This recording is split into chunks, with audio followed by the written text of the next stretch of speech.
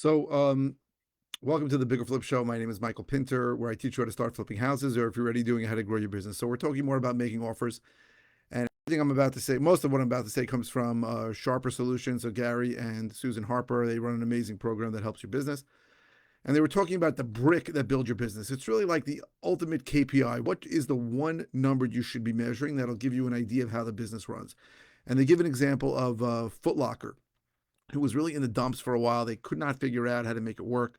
And then they did some analysis and they saw that if they just measured somebody's feet, measured their feet, that guy had an X percentage of those people were going to end up buying sneakers.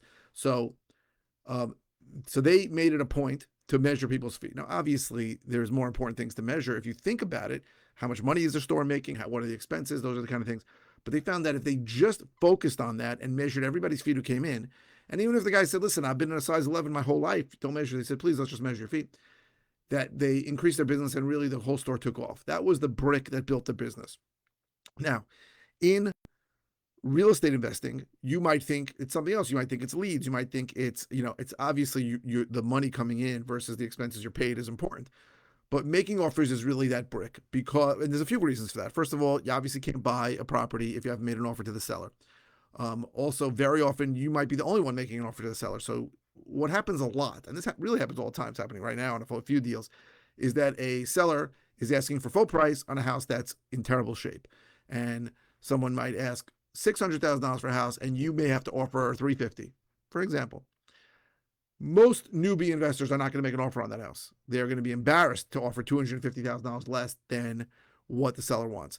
If you make that offer over time in enough situations, you will end up buying some of those houses. Now, you may say, how? That seller is crazy. But the truth is that seller is going to realize at some point that he can't sell his house for that number. And you may be the only person who made an offer. You may be the only person who made an offer in writing. You may be the only person who remembers the contact. So that making offers is the brick that builds the business. You have to track your offers, really by marketing channel, and you've got to make sure you're making offers. That's the number one key in my business, that I know if I'm making offers over weeks, I know that there'll be deals later.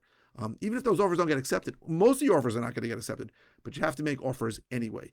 And you got to make an offer regardless of what the seller tells you he wants and regardless of what the seller tells you he has other offers at.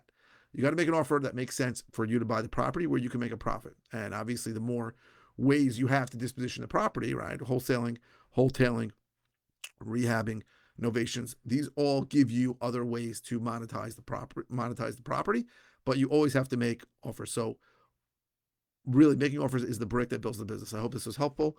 Thank you very, very much for watching.